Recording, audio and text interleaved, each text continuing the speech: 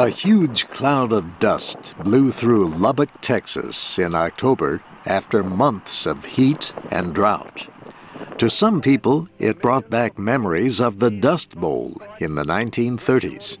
That was when dust storms repeatedly struck the Great Plains.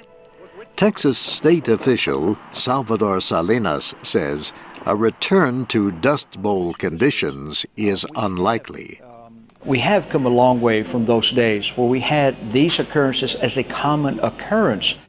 Experts say one reason for the storms 80 years ago is that plowing was more common back then.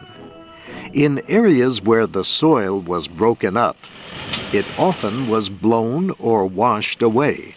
Bram Hovertz has seen the effects of such erosion. He is with the International Maize and Wheat Improvement Center in Mexico. There is a percentage of area in certain states of Mexico where farming is no longer possible because we already eroded those areas. He suggests a different method.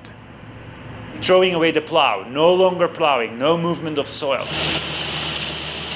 In the Texas High Plains, that means farmers cut just a thin strip of soil where the seed and fertilizer go. The rest of the field is left alone, says farmer David Ford. Everything in between these rows is the organic matter left from the wheat straw, and which helps keep the ground covered, reduces soil erosion. Keeping the ground covered helps to protect the land from wind and sun. It also keeps the soil